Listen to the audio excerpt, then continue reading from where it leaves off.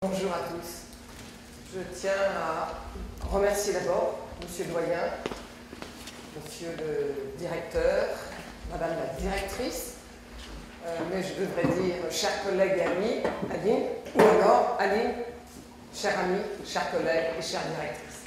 Merci à vous pour votre présence et merci de votre confiance.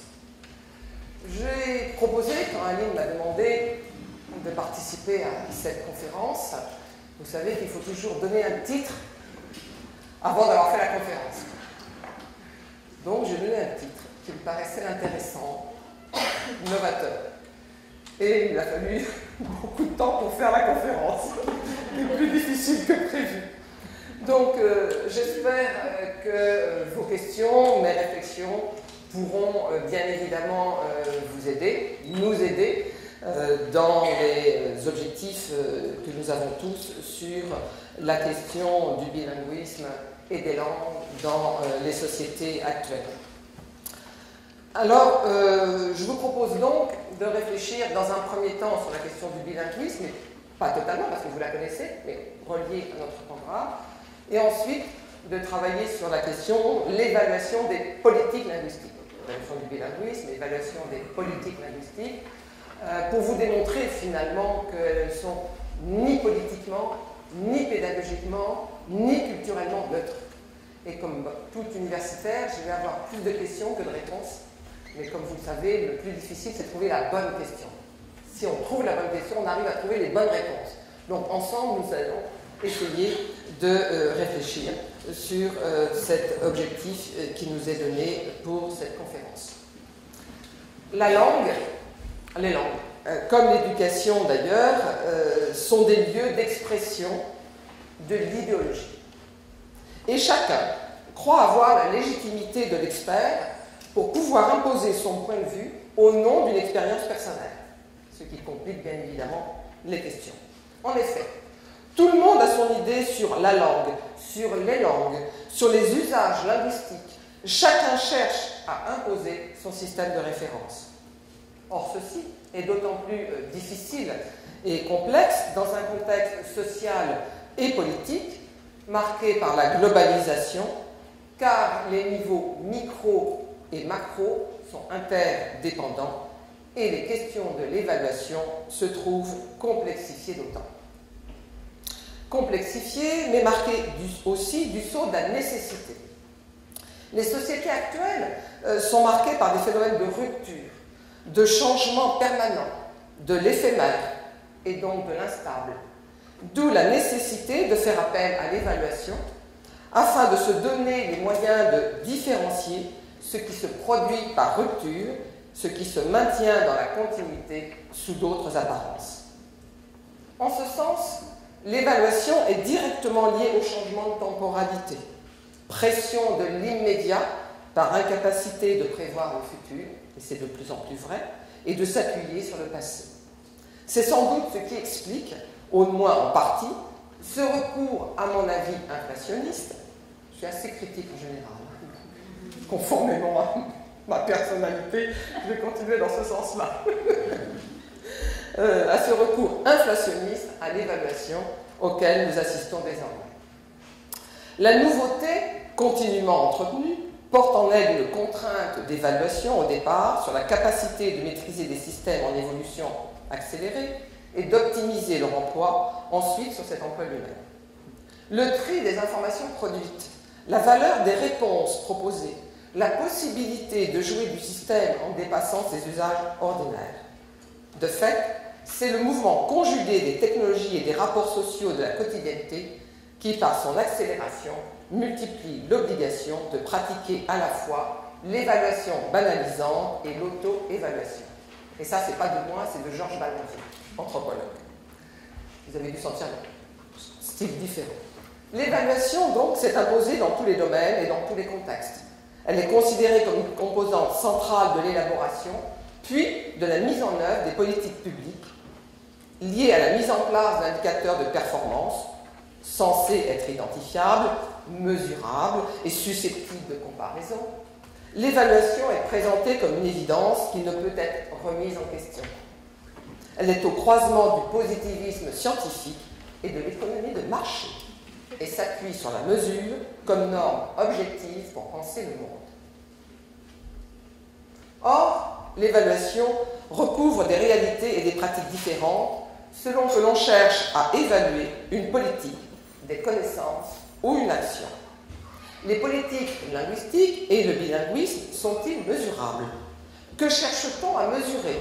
L'efficacité, le degré de satisfaction, un contrôle des normes, une évaluation des connaissances?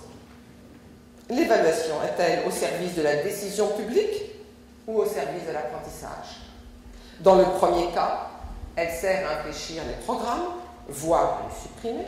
Dans le second cas, ce sont les acteurs de terrain qui se sentent concernés en minimisant en quelque sorte les décisions formelles. Quoi qu'il en soit, plus qu'une technique, l'évaluation est une culture de la contestabilité où aucune mesure ne doit jamais être considérée comme acquise pour toujours. C'est un Français qui a écrit cette formule, c'est Balandier, et pourtant la contestation qui est souvent en France, la remise en question des pratiques qui n'est pas évidente en France. Selon Georges Balandier toujours, l'évaluation renvoie à 3 variables. La variable épistémologique, qui définit les critères qui permettent de reconnaître la validité cognitive et la valeur ajoutée à la connaissance du domaine auquel ces théories s'appliquent. Une variable morale, qui permet de déterminer la valeur morale d'un être ou d'un principe d'action. Et la variable de la pratique, qui aide à identifier ou à mesurer l'écart par rapport à une norme. Pour la clarté de l'exposé, nous distinguerons donc les politiques linguistiques de l'objet de ces politiques, à savoir le bilinguisme, tout en prenant en compte, dans un cas comme dans l'autre, tout en comprenant qu'il s'agit de comprendre la complexité et la diversité des enjeux, des situations, des acteurs et des objets. Sur le bilinguisme, du singulier au pluriel, la définition du bilinguisme ne peut être ni intemporelle, ni décontextualisée. Sans entrer dans une analyse sociopolitique fine, nous devons admettre que le bilinguisme recouvre une pluralité de situations auxquelles sont attachées des représentations positives ou négatives. Toutes les formes de bilinguisme ne sont pas sociologiquement, politiquement ou même encore psychologiquement considérées de manière équivalente. Les formes nobles, entre guillemets, du bilinguisme coexistent avec des formes bâtardes, pour ne pas dire, dans certains cas, coupables. Dépendant des constructions sociopolitiques, des représentations et des attentes sociales, plus que jamais contradictoires, le bilinguisme ne saurait pourtant être défini a priori en dehors d'un projet collectif de société et d'éducation. Il s'enracine nécessairement dans l'idée de contrat qui lui-même est fonction de l'énonciation. Force est de constater que de nos jours, malheureusement, le bilinguisme renvoie à l'image d'un monde déserté par la pensée et réduit, j'insiste, à une technicisation des savoirs, des apprentissages et des conduites, alourdi par une recherche systématique d'évaluation, de maîtrise et de contrôle, rendue d'autant plus difficile compte tenu de la complexification du réel. Comment situer donc l'évaluation du bilinguisme dans un contexte plurilingue où la hiérarchisation des langues n'est pas toujours ni objectivée, ni énoncée quand elle n'est pas taboue? Tantôt prôné, tantôt rejeté, le bilinguisme suscite des débats contradictoires qui se polarisent sur les risques de rupture de la communauté, de déséquilibre dans les constructions identitaires. Il faudrait passer, mais vous le savez déjà mieux que moi, des langues aux pratiques langagières.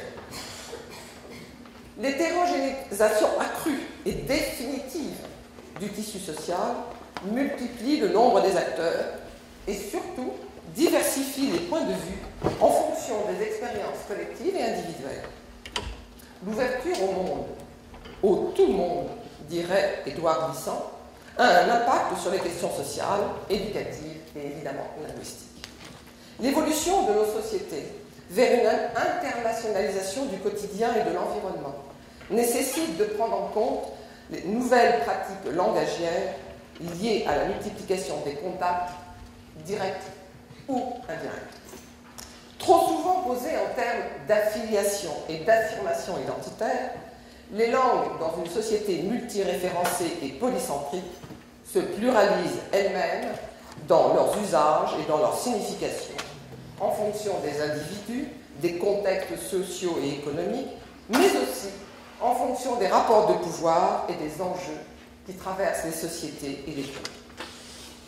Ainsi, par exemple, l'utilisation simultanée de tels codes linguistiques en fonction des interlocuteurs, en fonction des circonstances, renvoie le questionnement plus sur la communication que sur la maîtrise linguistique proprement dite.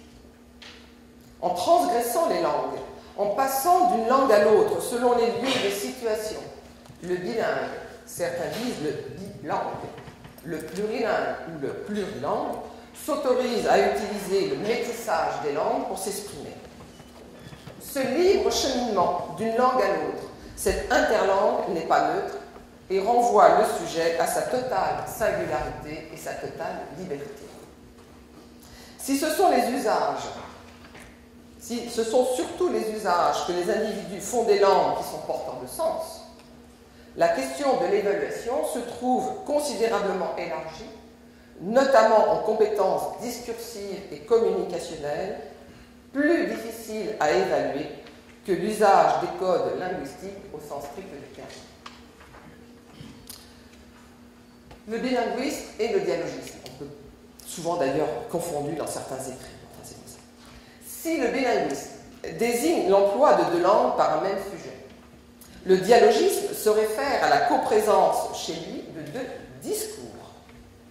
Dans la perspective de la linguistique structurale, la parole n'est qu'une manifestation particulière de la langue et le dialogisme est une variante affaiblie qu'un écho dégradé du bilinguisme. Si on se place cependant dans l'optique d'une théorie de l'énonciation, d'une pragmatique, les choses s'inversent.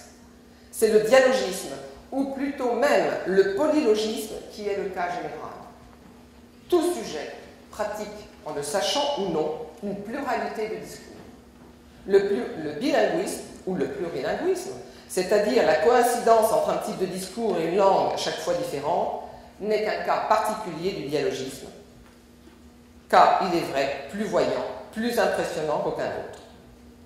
Placer le bilinguisme dans le cadre du dialogisme, c'est aussi le considérer au sein d'une société ou avec celui de la multiplicité intérieure de la personnalité, plutôt que d'en faire une question de pure linguistique. En conséquence, le véritable débat n'est pas entre les langues, mais entre les discours. Une chose est de s'intéresser aux langues, une autre est de comprendre comment les individus circulent à travers les langues au profit d'une communication personnalisée et singulière. En ce sens, la maîtrise d'une ou plusieurs langues est au service d'une formulation discursive de l'identité. De fait, la langue maternelle n'est maternelle qu'au prix d'une constante appropriation. Or, cette appropriation ne peut se faire qu'en situation de communication, c'est-à-dire par la médiation de l'autre. À une conception matricielle de la langue, il nous faut donc substituer une conception plurielle et relationnelle.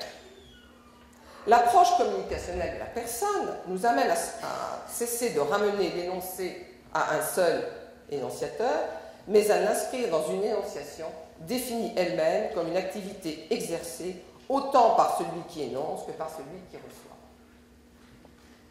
Si le relationnel est constitutif du sujet, les querelles, polémiques, interrogations dramatisantes souvent sur les situations de plurilinguisme et de diversité culturelle perdent de leur acuité au profit d'une mise en perspective communicationnelle.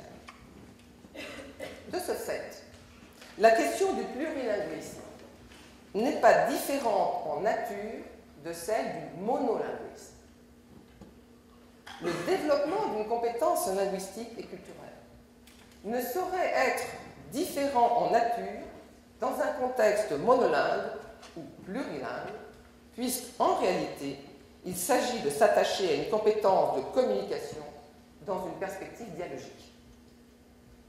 le discours ne s'adresse pas à autrui, mais s'édifie avec